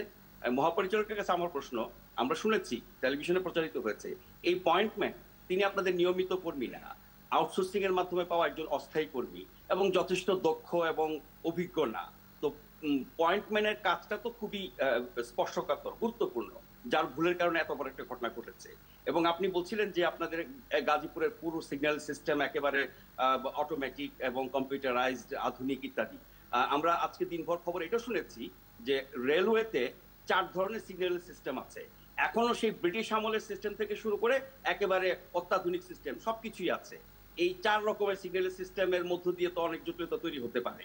তারপরে আমরা রেলওয়ের উন্নতির কথা বলি, রেলওয়ের বাজেট, প্রকল্প, এগুলো নিয়ে অনেক বড় বড় কথা বলি। রেলওয়ে এক সময় যোগাযোগ মন্ত্রণালয়ের অংশ ছিল, আলাদা মন্ত্রণালয় হয়েছে, এর উপরে সরকারের অনেক গুরুত্ব বেড়েছে। রেলওয়ে কত সাশ্রয়ী, নিরাপদ এবং জনপ্রিয় বাহন সারা বিশ্বে, বাংলাদেশে, সেটা আমরা জানি, এর উন্নয়নের কথা অনেক জানি। কিন্তু যে তথ্যগুলো বেরিয়ে এসছে আজকের এই দুর্ঘটনার সুবাদে, সেটি হচ্ছে বহু জায়গায় রেল লাইন এত বাজে অবস্থায় আছে, এবং আপনি ভিডিও হয়তো দেখেছেন যে গ্রামে ভাঙাচোরা কাদা রাস্তার মধ্য দিয়ে যখন গাড়ি যায়, হেলে দুলে ডানে বায়ে চলে যায়, রাস্তার দিকে তাকালে একবার পাহাড় পর্বতের মতো মনে হয়, এরকম রেল লাইন বাংলাদেশে আছে, সেটা দিয়েও গাড়ি চলে। তো সেগুলো যে এখনো অ্যাক্সিডেন্ট হয় নাই, সেটাই হচ্ছে আশ্চর্যের ব্যাপার। আর সবশেষ কথা হচ্ছে যে আপনাদের এই সব ঘটনা, যেটা সুভাষদা বলছিল, তদন্তের নামে সবকিছু আড়াল হয়ে যায়, তারপরে কিছুই হয় না। আমরা যেসব তথ্য আজকে জানলাম তার ভিত্তিতে তাৎক্ষণিক ব্যবস্থা আপনারা সাসপেন্ড করেছেন, এই সাসপেনশন আবার কবে উজ্জ্বল করে ফেলবেন সেটা আমরা হয়তো জানতে পারবো না। সব মিলে আমি বলছি যে রেলওয়ের মতো এত গুরুত্বপূর্ণ একটি খাত, যেখানে এত অর্থ আপনার খরচ করা হয়, সরকার এত বেশি গুরুত্ব দিচ্ছে, জনগণ এত বেশি নির্ভর করছে, সেই তুলনায় রেলওয়ে বিভাগ কতটা সচেতন, কতটা আপনার গুরুত্ব সহকারে, কতটা জনস্বার্থ এবং জনগণের টাকায় পরিচালিত একটি খাত, সেটা পরিচালনার ক্ষেত্রে আপনার বিভাগের কর্মী একেবারে মাঠ পর্যায়ে থেকে কর্মকর্তা পর্যন্ত সবাই কতটা তৎপর বা সচেতন থাকেন। জি সর্দার শাহাদাত আলী, আমরা খুব বেশি সময় তো পাবো না, আমরা এই প্রশ্নের উত্তরগুলোকে নিয়ে নিই। সর্দার শাহাদাত আলী, আমি এক এক করে বলি। শুনতে পাচ্ছি। আমি প্রথমত দাদার প্রশ্নের উত্তরটা দিচ্ছি। আমি নতুন মহাপরিচালকের দায়িত্ব গ্রহণ করেছি, এটা সত্য। তবে আমি রেলওয়ে চাকরি করতেছি 33 বছর। 33 বছর বাংলাদেশ রেলওয়ের এমন কোনো পর্যায়ে নাই যে পর্যায়ে আমি চাকরি করিনি। সুতরাং আমি রেলওয়ে যদি অভিজ্ঞ একজন কর্মকর্তা যদি বলেন, তাহলে আমার 32 বছর বা 33 বছরের অভিজ্ঞতা আমার আছে। এটি 1 নম্বর। দ্বিতীয় কথা হচ্ছে যে তদন্তর যে আলোর মুখ দেখে না, এ কথাটি কোনো অবস্থাতেই সত্য নয়। কারণ আমি আপনাদের বলি, আমাদের প্রত্যেকটা তদন্ত, আপনি যদি আমার কাছে বলেন গত 10 বছরের প্রত্যেকটা তদন্ত প্রতিবেদন আমি আপনাকে দিতে পারবো। এবং প্রত্যেকটা তদন্ত শুধু না, তদন্ত প্রতিবেদনের উপরে কি কি কার্যক্রম নেওয়া হয়েছে প্রত্যেকটা, এবং রেলওয়ের কোনো কর্মচারী তাদের 2টা 4টা 5টা বা 6টা পানিশমেন্ট নাই এমন কর্মচারী খুঁজে পাবেন না। আমরা প্রত্যেকটা তদন্ত প্রতিবেদন, যিনি তদন্ত করার জন্য নির্দেশ দেন, ওই কমিটির কাছে তদন্ত রিপোর্ট সাবমিট করে এবং রিপোর্টের পরবর্তীতে উনি ঊর্ধ্বতন কর্তৃপক্ষকে যে প্রেরণ করেন এবং তার উপরে দায়ী কর্মচারীদের বিরুদ্ধে শাস্তিমূলক ব্যবস্থা গ্রহণ করা হয় এবং এটা প্রতি মাসে এটি আমাদের যে মাসিক অপারেশনাল রিভিউ মিটিংয়ে এটা পর্যালোচনা করে চুলচিলা বিশ্লেষণ করা হয়। সুতরাং এটা আপনি যদি বলেন যে এটা পত্রিকায় ছাপা হয় না কেন অথবা আপনাদেরকে দেখানো হয় না কেন, এটা ভিন্ন বিষয়, কিন্তু আমাদের অফিসিয়াল প্রসিডিওরে প্রত্যেকটা তদন্ত প্রতিবেদন এবং তদন্ত হয়, রিপোর্ট সাবমিট হয় এবং যথাযথ কর্তৃপক্ষ কর্তৃক এটা বিবেচনা করে গ্রহণ করা হয় এবং দায়ীদের বিরুদ্ধে ব্যবস্থা নেওয়া হয়। কিন্তু যদি গত 10 বছরের আপনি হিসাব চান, আমি আপনাকে 10 বছরের হিসাব দিতে পারবো প্রত্যেকটি ব্যক্তির বিরুদ্ধে কি ধরনের ব্যবস্থা গ্রহণ করা হয়েছে। এটা হচ্ছে একটি আমার কথা। দ্বিতীয় কথা যেটা বলা হয়েছে যে যারা অস্থায়ী লোক দিয়ে যাদের অভিজ্ঞতা নাই তাদেরকে দিয়ে কাজ করানো হচ্ছে, এ বিষয়ে আমি আপনাকে বলি যে আমাদের আপনারা জানেন যে বাংলাদেশ রেলওয়ে 47,637টা ম্যান পাওয়ার আমাদের স্যাংশন আছে, কিন্তু বর্তমানে মাত্র 25,000 লোক দিয়ে আমরা কাজ চালাচ্ছি। এখন এই কাজ চালাতে গিয়ে আমাদের যে সমস্যা হচ্ছে যে আমাদের ম্যান পাওয়ারে বড় ধরনের একটা শর্টেজ আছে। এবং আরেকটা বিষয় যেটি আপনারা অনেকে হয়তো জানেন না যে আমরা গত 2 বছরে 5.5 থেকে 6,000 লোক নিয়োগ করেছি, কিন্তু এই 6,000-এর মধ্যে বাস্তবিকভাবে এই মুহূর্তে আমরা 3,000-এর বেশি লোক আমার কাছে নাই। অর্থাৎ যাদেরকে আমরা নিয়োগ দিয়েছি তারা কাজে যোগদান করার পরে 1-1.5 মাস পরে তাদের অর্ধেক লোক চাকরি ছেড়ে চলে যাচ্ছে। কেন চলে যাচ্ছে? কারণ তারা দরখাস্ত করতেছে 5 জায়গায়, তারা রেলে দরখাস্ত করতেছে, বাংলাদেশ ব্যাংকে দরখাস্ত করতেছে, অন্যান্য প্রতিষ্ঠানে প্রাথমিক স্কুলে দরখাস্ত করছে, চাকরি যখনই ভালো জায়গা হচ্ছে তারা রেলের চাকরি ছেড়ে চলে যাচ্ছে, যে জন্য আমরা নিয়োগ করেও কিন্তু লোক রাখতে পারছি না। এবং যাদেরকে নিয়োগ দেওয়া হচ্ছে এদেরকে আমরা মাঠে কিন্তু কাজ করাতে পারি না, কারণ নিয়োগ দেওয়ার পরে মিনিমাম তাদের 1 বছর আমাকে প্রশিক্ষণ দেওয়া লাগে, তারপরে মাঠে কাজ করা লাগে। আর যাদেরকে আমরা কাজ করাচ্ছি আপনাদের অবগতির জন্য জানাচ্ছি, তোমার এই সমস্ত যে সমস্ত অপারেটিং যে সমস্ত কাজ, তোমরা যারা রিটায়ার্ড স্টেশন মাস্টার যাদের আমাদের বয়স যেটা আপনার 52 বা 53, আমাদের যে 62 বয়সের যে একটা লিমিটেশন আছে, অর্থাৎ 59 বছর রিটায়ারমেন্টে পরে 62 বছরের মধ্যে যারা আমাদের রিটায়ারমেন্টে আসে এই সমস্ত স্টেশন মাস্টার এবং এই সমস্ত পয়েন্টসম্যান দিয়েই কিন্তু আমরা কাজ করাচ্ছি, আমরা বাইরে থেকে কোনো লোক নিয়ে কাজ করাচ্ছি না। অর্থাৎ তারা কিন্তু অভিজ্ঞ, তারা কাজে অভিজ্ঞতা আছে। কিন্তু আপনি একটা জিনিস জানেন, দেখেন জয়দেবপুর স্টেশনে দৈনিক আমার হলো 88টা ট্রেনে চলে, অর্থাৎ 88টা ট্রেন 44টা ট্রেন ওদের উপর দিয়ে পার হয়ে ময়মনসিংহ এবং উত্তরবঙ্গ দক্ষিণবঙ্গ যায় এবং ঢাকার দিকে আসে। এবং এই সমস্ত পয়েন্টে প্রত্যেকটা ট্রেনে যাওয়ার সময় প্রত্যেকটা পয়েন্টগুলো চেক করে লাগানো হয়। এটা একটা ম্যানুয়ালি ভুল হতেই পারে, কিন্তু এই ব্যাপারে আমরা যথেষ্ট সচেতন হতে এবং তাদেরকে আমরা, আপনারা খবরে দেখবেন, তাদেরকে আমরা মাঠ পর্যায়ে প্রতি মাসে প্রতি সপ্তাহে আমাদের ইন্সপেক্টর লেভেলে অফিসার লেভেলে ইন্সপেকশন করা হচ্ছে, তাদেরকে মোটিভেট করা হচ্ছে, তাদেরকে বলা হচ্ছে। কিন্তু ভুল একটা হতেই পারে, কিন্তু এই ব্যাপারে আমরা যে দায়িত্ব পালন করতেছি না বা আমরা যে দায়িত্ব পালন করি না বিষয়টা সঠিক নয়। শুধু বাংলাদেশ রেলওয়ে একমাত্র ডিপার্টমেন্ট আমরা বলতে পারি যারা আমরা 24 ঘন্টা আমরা সজাগ থাকি এবং 24 ঘন্টা আমরা কাজ করি। হয়তো একটা বিশাল নেটওয়ার্ক, আমরা হয়তো অনেক কিছু পেরে উঠি না, এটা অনেকগুলো সীমাবদ্ধতা আছে, এটা সত্য কথা, কিন্তু ঘটনা হচ্ছে যে এটাতে আমাদের দায়িত্বটা আমরা করি না, এই বিষয়টা কিন্তু সঠিক নয়। জি জি, আমরা অনেকগুলো তথ্য আমরা জানতে পেরেছি এবং বেশ কিছু অজানা তথ্য আমরা জানতে পারলাম যেভাবে তিনি ব্যাখ্যাটি দিলেন। সর্বশেষ ছোট্ট করে একটা মন্তব্য আমি আপনার কাছ থেকে নিতে চাই যে দুঃখিত 2022 থেকে 2024-এর মার্চ পর্যন্ত গত 2 বছরে দেখা যাচ্ছে 170টি রেল দুর্ঘটনার ঘটনা ঘটে, যাতে 49 জনের মৃত্যু ঘটেছে। এটিও রেলওয়েরই সূত্র মতে আমরা এই তথ্যটি পেয়েছি।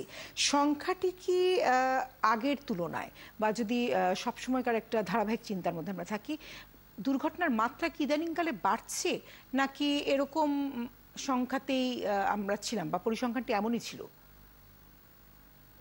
আমি আপনাকে খুব ক্লিয়ারলি বলতে চাচ্ছি, আপনার কাছে যে পরিসংখ্যানটা আছে পরিসংখ্যানটা সঠিক, কিন্তু পরিসংখ্যানের মধ্যে যদি ক্যাটাগরি করেন তাহলে ক্যাটাগরি করলে দেখবেন যে এখানে আপনার হয়তো 20টা রেল দুর্ঘটনা ঘটেছে, আর বাকি যেটা দুর্ঘটনা বলা হচ্ছে তার হচ্ছে একটা মেজর পোর্শন, অর্থাৎ 80% কিন্তু আপনার সড়ক দুর্ঘটনা, অর্থাৎ রেল লাইনের উপর দিয়ে কোনো বাসের সঙ্গে সংঘর্ষ হয়েছে, কোনো হোন্ডা পার হওয়ার সময়।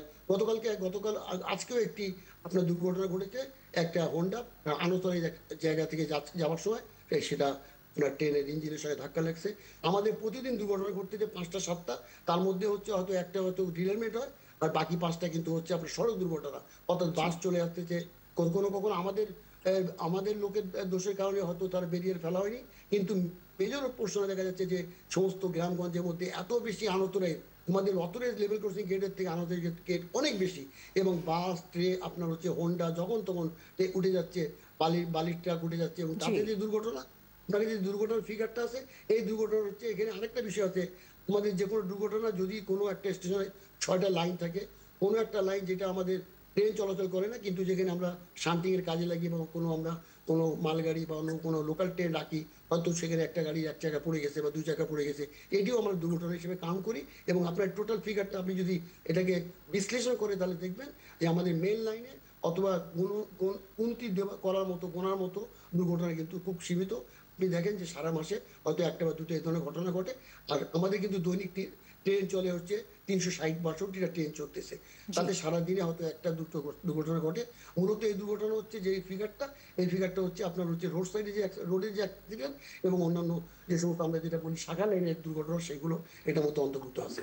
জি, এই সংখ্যাটি এবং এই সংখ্যাটির বিশ্লেষণ সুভাষ সিংহ রায়, আমরা এই আলোচনা আর দীর্ঘ করতে পারছি না। তাদেরকে একটু বলতে দেন, আমি উত্তর দিই, তারা ওর কি জানতে চাচ্ছি। বললেন যে এটা কি আনুপাতিক হারে বাড়ছে না এক জায়গায় আছে না কমে গেছে? আপনি যেটা বললেন সেটা তো মার্কিন যুক্তরাষ্ট্রেই প্রতি বছর সংখ্যাটির ক্যাটাগরিটাই বুঝিয়ে দিয়েছেন সুভাষ সিংহ রায়। কাজে আমার মনে হয় এটি স্পষ্ট করতে পেরেছেন। তার কারণ যখন আমরা দেখছি যে এটি রেল লাইনের, রেলওয়ের বা ট্রেনের দুর্ঘটনা নয়, এটি ট্রেনের সাথে অন্য কিছু সংঘর্ষ, তখন তো এটাকে শুধু ট্রেনের বলে চালানোর সুযোগটি নেই। কাজে সংখ্যাটি আসলে বেশ কয়েকটি ক্যাটাগরিতে ভাগ করা যায়, সেটি উনি ব্যাখ্যা করার চেষ্টা করেছেন। আমার মনে হয় এই আলোচনাটা আজকে আমরা শেষ করি, কারণ আমাদের আরও দুটো বিষয় নিয়ে কথা বলার আছে। সর্দার শাহাদাত আলী, আপনাকে অনেক ধন্যবাদ, কৃতজ্ঞতা। আমাদের সাথে যুক্ত থেকে অনেকগুলো প্রশ্নের উত্তর দিয়েছেন এবং বিষয়গুলোকে স্পষ্ট করেছেন, তার জন্য আরো একবার কৃতজ্ঞতা। বিরতি দিচ্ছি। তারপরে অন্যান্য জায়ফল যৌত্রিক সম্মত কোরবানি মশলার চাহিদা বাড়বে, দাম বাড়তেছে। এদিকে 7 দিন আগে খুচরা বাজারে সোনালী মুরগির কেজি ছিল 340 থেকে 360 টাকা। সপ্তাহের ব্যবধানে সেটি বেড়ে হয়েছে 370 থেকে 390 টাকা। পাকিস্তানিগুলো আর কি, পাকিস্তানি কক মুরগি যেগুলো, এগুলো হচ্ছে আপনার 380 করে। গত সপ্তাহ থেকে তো আমরা 20 টাকা বেশি দিচ্ছি নাকি? হ্যাঁ, 20 টাকা বেশি, আর অনেক জায়গায় মানে 390, 400 এরকম যাচ্ছে। সোনালি এক জায়গায় 390 চাই, এক জায়গায় 370 চাইছে, তো সেই 370 নিলাম। লেয়ার 330 করে চাইছে, 330 করে নিলাম। তবে বিক্রেতারা বলছেন সরবরাহ নেই, তাই দাম বেশি। অবশ্যই দাম বাড়ছে। আপনার গত সপ্তাহ ব্রয়লার ছিল আপনার 185-90 টাকা, পার কেজিতে পায় 20 টাকা 15 টাকা বাইরে গেছে। মাল শর্ট না, গরমের কারণে একটু দাম কম ছিল, মানে একটু আবহাওয়া খারাপ হইতে আছে, কারণে মুরগির দামটা একটু বাড়ছে। এদিকে সবজির বাজারে লম্বা সময় কম দামি পণ্য হিসেবে ছিল একমাত্র পেঁপের দাম। তবে গেল কয়েকদিনের চাহিদায় এর দামও ছুঁয়েছে 80 টাকা কেজি দরে। ফয়সাল রয়েল, 71, ঢাকা। প্রতিবেদনটি দেখে নিচ্ছিলাম, বাজার পরিস্থিতি সম্পর্কে একটি ধারণা হয়ে গেল। এই প্রশ্নগুলো আমার মনে হয় আপনারাই করুন, নাজমুল আশরাফ, সুভাষ সিংহ রায়। আসলে বাজার পরিস্থিতি নিয়ে আলোচনা তো ধারাবাহিকভাবে চলছে অনেকদিন ধরে, কোনো উন্নতি হচ্ছে না। কেন হচ্ছে না, কি কারণে বাজার নিয়ন্ত্রণের বাইরে? সরকার এত কিছু করলো, এত রকমের চেষ্টা করলো, এত রকমের পরামর্শ আসলো সরকারি বেসরকারি ব্যবসায়ী সব দিক থেকে, তারপরও কিন্তু বাজার ঊর্ধ্বগতি চলেই যাচ্ছে। তার মানে হচ্ছে যে আমরা কেউই বোধহয় সমস্যার গোড়ায় যেতে পারছি না, বা সমস্যার গোড়াটা ধরতে পারছি না, বা ধরতে পারলেও সেখানে কিছু করতে পারছি না। তো করার ক্ষেত্রে সবচেয়ে বেশি তো সুযোগ, শক্তি, সাহস, কর্তৃত্ব সবই হচ্ছে সরকার। ফলে আপনি অন্য যত পক্ষকে যত দায় দেন না কেন, অসৎ ব্যবসায়ী, আপনার ফটকাবাজি, তার মজুদদারি, কারসাজি, সিন্ডিকেট, যা কিছুকে আপনি দায়ী করেন না কেন, দিন শেষে এদের বিরুদ্ধে ব্যবস্থা নিয়ে বাজারটাকে স্বাভাবিক অবস্থায় নিয়ে আসা, বাজারকে অসাধু ব্যক্তিদের কবল থেকে মুক্ত করার দায়িত্ব তো সরকারের। তো সরকার এই কাজটা কেন পারছে না? তার উত্তর তো আমরা যা শুনি, সরকার শুধু বলে এই করছি সেই করছি, বা উমুক তুমুককে তারা অনেক সময় দোষারোপ করে। এখন ব্যবসায়ীদের একটা বড় স্টেক আছে, ব্যবসায়ীরা সরকারের অনেক বড় স্টেক হোল্ডার ওই অর্থে, কারণ দেশের অর্থনীতি, দেশের বিনিয়োগ, দেশের ব্যবসা, দেশের বাণিজ্য, সেটা আপনার দৈনন্দিন জীবনের কেনাকাটা থেকে শুরু করে একেবারে আমাদের মানে প্রবৃত্তি পর্যন্ত, অর্থনীতি সংক্রান্ত, ব্যবসা বাণিজ্য সংক্রান্ত, শিল্প সংক্রান্ত, বিনিয়োগ সংক্রান্ত যা কিছু আছে সবকিছুর ক্ষেত্রে কিন্তু সরকারের অনেক বড় একটা নির্ভরশীলতা আছে ব্যবসায়ীদের উপরে, এবং ব্যবসায়ীরাও কিন্তু সরকারের উপর যথেষ্ট প্রভাব বিস্তার করতে পারে। ফলে আমি অন্য সবাইকে বাদ দিয়ে ব্যবসায়ী মহল, শীর্ষ ব্যবসায়ী এবং ব্যবসায়ী নেতা বনাম সরকার, এই দুপক্ষকে দায়ী করব এই সংকট দূর করতে না পারার জন্য। জি, সুভাষ সিংহ রায়। না, আমি নিজামের উত্তর এই ক্ষেত্রে মনে হয় উনি দিবেন, যে কারণে আমি উত্তরের অপেক্ষার পরে যদি আমার সুযোগ থাকে তখন আমি প্রস্তুত।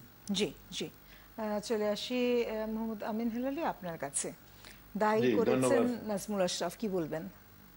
হ্যাঁ, নাজমুল ভাই খুব সুন্দর করে একটা সুন্দর ব্যাখ্যা মানে একটা মানে বক্তব্য দিয়েছেন। অ্যাকচুয়ালি এটা হলো যে ওনার বক্তব্যের সাথে আমি অনেক জায়গায় একমত। এটা সমস্যার গভীরে যেতে হবে। এখন দেখেন আমাদের যেই আইটেমগুলো, কিছু আইটেম আছে আপনার ওই যে এলাচির কথা বললেন বা আপনার মশলার কথা বললেন, ইম্পোর্ট বেস যেগুলো, তো সেগুলো কিন্তু আপনার এই রমজানের পরে ঈদ গেল, ঈদে কিন্তু ঈদের পরে ঢাকা শহরে কিন্তু লোকজন কিন্তু মোর দেন 50% কিন্তু তারা দেশের বাড়ি ছিল, অর্ধেক লোক ছিল। সেখানে আপনার এখন লোকগুলো আবার আসা শুরু হয়েছে, তখন কিন্তু বাজারে প্রত্যেকটি পণ্যের কিন্তু আবার চাহিদাও ছিল না, আবার যে পরিমাণ এসেছিল সেগুলো বিক্রিও হয়নি। কিন্তু এই বিষয়গুলো আমি কিন্তু দেখেছি, আমি চেষ্টা করেছি এগুলো মানে দেখার জন্য। এখন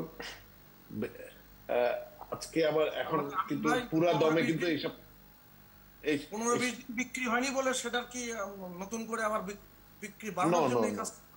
না না না সুভাষদা, দেখেন ওই যে সমস্যার গভীরে যেতে হবে আমাদের। দেখেন সেই জন্য লজিস্টিক আইনও হলো, কিন্তু আমরা সরকারকে অবশ্যই ধন্যবাদ দিই। এইটা কিন্তু এইসব উপলব্ধি থেকেই তো হয়েছে। এখন তো আমাদের যে বিপণন ব্যবস্থা, আমাদের যে সাপ্লাই চেইন ব্যবস্থা, আমাদের যে কোল্ড চেইন ব্যবস্থা, কিছুই নেই কিন্তু এখানে। আমাদের উৎপাদন ব্যবস্থা অনেক বেড়েছে, আমাদের সক্ষমতা বেড়েছে, কিন্তু এগুলা তো কিন্তু আপনার ঢাকা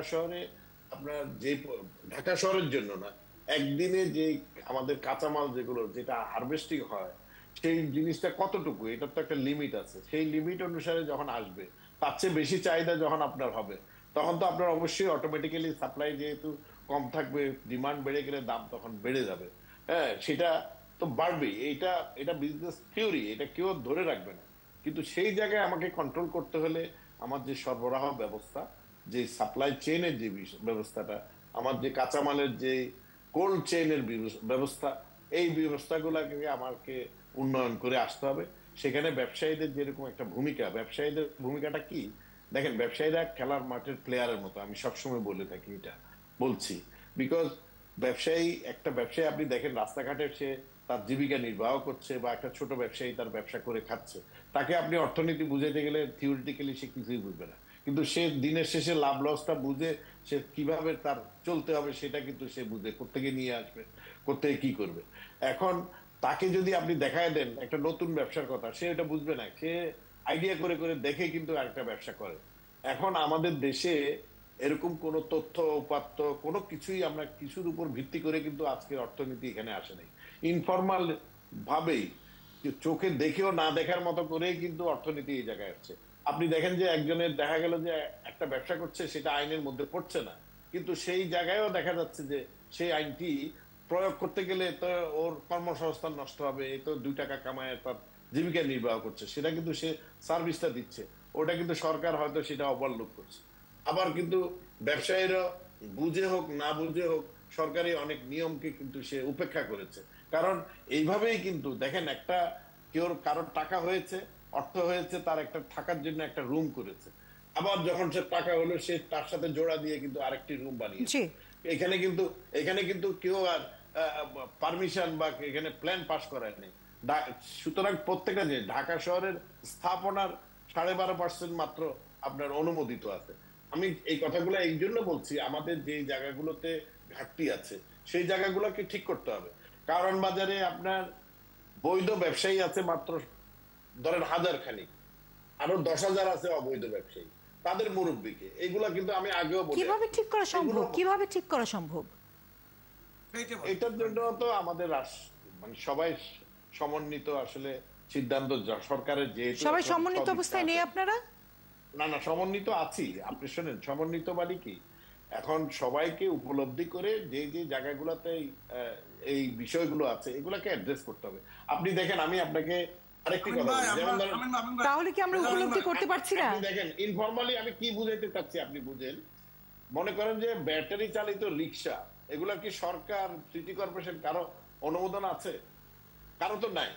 আপনি সেখানে উঠেন, তারা জিজ্ঞেস করেন, সে বলে যে আমার কাছে টোকেন আছে, 3000 টাকা করে আমি কিনি। তাহলে কে এই অর্থনীতি কোথায়, কারা? সরকার পাইলেও তো সরকারের ঘরে যেত। এইভাবে আপনি সৃজনশীল দক্ষতায় আপনি উত্তর দিচ্ছেন। আমি আপনাকে খোলামেলা বলি, আগে ছোটবেলায় দেখতাম ব্যবসায়ীদের মধ্যে প্রবণতা ছিল যে 100 টাকা বিনিয়োগ করে সর্বোচ্চ 5 টাকা 10 টাকা লাভ করবে। এখন ব্যবসায়ীর অনেকের মধ্যে প্রবণতা বেড়েছে 100 টাকা বিনিয়োগ করে সে 150 টাকা লাভ করবে। এই জায়গা থেকে আমাদের উত্তরণ কিভাবে সম্ভব? ব্যবসার নেতা হিসেবে বলেন, আপনার অভিজ্ঞতা আছে। ধন্যবাদ আপনাকে। শুনেন, আমি ইচ্ছা করলে প্রফিট করতে পারবো না। যদি বাজারে সরবরাহ যদি অ্যাভেলেবল থাকে, তখন আমি ইচ্ছা করলেও কিন্তু আমি এটা করতে পারবো না। জি, আমি আলোচনা শেষ করতে হবে, আরেকটি বিষয় নিয়ে যদি কথা বলতে চাই, কিন্তু মোহাম্মদ আমিনুল আলী, আপনাকে অত্যন্ত বিনয়ের সাথে বলতে চাই, আপনি ইচ্ছা করলে আসলে এই দেশে প্রফিট করতে পারেন, তার কারণ আমরা আসলে জিম্মি, এবং যেহেতু মনিটরিংটি সেভাবে নেই, আপনারা যারা ব্যবসায়িক সমিতি আছেন, যারা নেতারা আছেন, তারাও এই নিয়ন্ত্রণের ক্ষেত্রে খুব বেশি, আপনি যেমন বলছেন যে সকলকে উপলব্ধি করতে হবে, কতটুকু উপলব্ধি করছেন আমরা বুঝতে পারছি না, এ কারণে আমাদের বাজার নিয়ন্ত্রণের মধ্যে আসছে না, আমরা স্বস্তি পাচ্ছি না।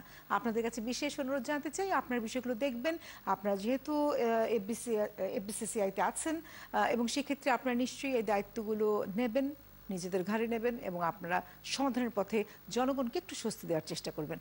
এই আলোচনাকে শেষ করতে হচ্ছে, আমি দুঃখিত, নিশ্চয়ই আগামীতে কথা বলার সুযোগ পাবো। আমিন হেলালি, আপনাকে কৃতজ্ঞতা জানাচ্ছি, এবং যুক্ত করে নিচ্ছি ইশতিয়াক আহমেদকে, তিনি সাবেক ক্রিকেটার এবং কলামিস্ট।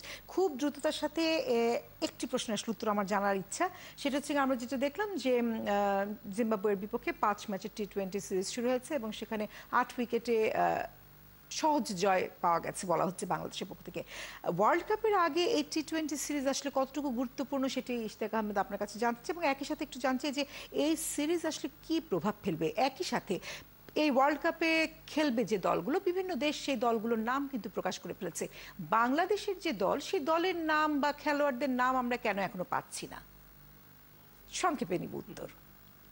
ধন্যবাদ। আমার মনে হয় গুরুত্বপূর্ণ ঠিক না হলেও, যেহেতু সুযোগ ছিল একটা সিরিজ খেলার just before the world cup, সেটা হচ্ছে আমার মনে হয় কিছু কিছু প্লেয়ারদের ক্ষেত্রে এটা হয়তো গুরুত্বপূর্ণ হবে, এই জন্য যে কিছু কিছু প্লেয়ার তাদের ছন্দে ফেরত আসার জন্য একটা সুযোগ আমার মনে হয়, এবং এখানে একটা ম্যাচ ফিটনেসে থাকারও একটা সুযোগ আছে। হয়তোবা এই যে ধরনের গরম, যে ধরনের আবহাওয়া, সেটা আমরা হয়তো প্রত্যাশিত ছিল না, সেটা সেদিক দিয়ে যদি দেখি হয়তোবা হিতে বিপরীত হলেও হতে পারে। বাট আমার মনে হয় যে খুব বেশি শক্তিশালী প্রতিপক্ষ দল না হয়ে থাকলেও অ্যাটলিস্ট একটা ছন্দে থাকবে, একটা রিদমে থাকবে, খেলতে যাওয়ার আগে একটা অন্তত কিছুটা হলেও একটা প্রস্তুতি আমার মনে হয় যে, কারণ অন্যান্য দলদেরকে আমরা পাইনি, জিম্বাবুয়ে একমাত্র দল ছিল যেটা যারা নাকি আমাদের সাথে খেলতে রাজি ছিল এবং এসছে, খেলা হচ্ছে। আমার মনে হয় এটা নিয়ে একটু সমালোচনা হয়েছে যে কেন জিম্বাবুয়ের মতো একটা দলকে এখানে আনা হয়েছে ঠিক ওয়ার্ল্ড কাপের আগে, মানে অনেকে এটা বুঝে উঠতে পারেনি। বাট আমার মনে হয় যে অ্যাটলিস্ট ম্যাচ ফিটনেসটা সবার অ্যাকচুয়ালি পরীক্ষিত হবে, এইটাই। এর বেশি আমার মনে হয় যে খুব এখানে বলার কিছু নাই। তো আমার মনে হয় যে just before going to the world cup অন্তত নাজমুল হোসেন শান্ত, তারও একটা প্রয়োজন। লিটন দাস আনফর্চুনেটলি আজকে ভালো খেলতে পারেনি, তার একটু দরকার ছিল একটু ছন্দে আসার। নতুন কিছু প্লেয়ার সংযোজন হয়েছে, তারা যেমন আজকে ভালো খেলেছে। তানজিদ তামিম, তাকে নিয়ে একটুখানি ছিল যে সে খেলবে কি খেলবে না, তরুণ প্লেয়ার, তাকে লাস্ট ওয়ার্ল্ড কাপেও খেলার না খেলানো নিয়ে কথাবার্তা হয়েছে। সো আই থিঙ্ক ওভারঅল আমার মনে হয় এখানে কমপ্লেন করার আমি কোনো খুব একটা সুযোগ দেখছি না। জি জি। আর এই দলের নাম ঘোষণা? হ্যাঁ, দলের নাম দেখেন, সুযোগ একটা রয়েছে। এই পরীক্ষা করছে কয়েকটা প্লেয়ার, আমরা তো জানি 12-13 জন তো প্লেয়ার মোটামুটি নিশ্চিত কারা কারা। 2-1টা প্লেয়ারকে নিয়ে হয়তো বা একটু নাড়াচাড়া হতে পারে, 2-1টা প্লেয়ারকে নিয়ে একটু পরীক্ষা নিরীক্ষা চলছে, সেটা সব দেশে কম বেশি হয়। এখানে একটা সুযোগ রয়েছে যে আপনি দল ফাইনাল স্কোয়াড অ্যানাউন্স করার আগে এই সিরিজটা খেলিয়ে যদি 2-1জনকে প্রার্থী, যদি 2-1জন পোটেনশিয়াল পাওয়া যায়, কিংবা যাকে নিয়ে একটু চিন্তা ভাবনার ছিল, যেমন তানজিদ তামিমের কথাই না বলি না কেন, সেও কিন্তু একদম খুব বেশি নিশ্চিত ভাবে যে খেলবেই, এই খেলার পরে আমার মনে হয় সিলেক্টররা তাকে নিয়ে খুব সিরিয়াসলি চিন্তা ভাবনা করবে। কারণ সে 12-13 জন যার কথা বললাম আমি, সেই 12-13 জন মধ্যে হয়তো বা সে নাও না থাকারই সুযোগ ছিল বেশি। এটার পরে কি হলো, এটার পরে সেও ভালো খেলেছে, আমার সিলেক্টরও একটা আশ্বাস পেয়েছে যে না ঠিক আছে আমরা তামিমকে। আর আরেকটা last but not the least, একটা সুযোগ থাকে যে ফাইনাল স্কোয়াড অ্যানাউন্স করার একটা নির্দিষ্ট একটা ডেট থাকে, তাহলে যদি আমরা সিরিজ যদি খেলাতে পারি অসুবিধা কোথায়? জি জি, যারা আলোচনা এগিয়ে নেওয়ার একেবারে আমার সুযোগ নেই। ইশতিয়াক আহমেদ, অনেক ধন্যবাদ, আপনি যুক্ত হয়ে আমাদের এই বিশ্লেষণটি দিলেন এবং পুরো সময়টি আমরা পেয়েছি নাজমুল আশরাফ এবং শুভাশিং রায়। আপনাদের কাছ থেকে কৃতজ্ঞতা জানাচ্ছি। শেষ করতে হচ্ছে, আগামীতে দেখা হবে।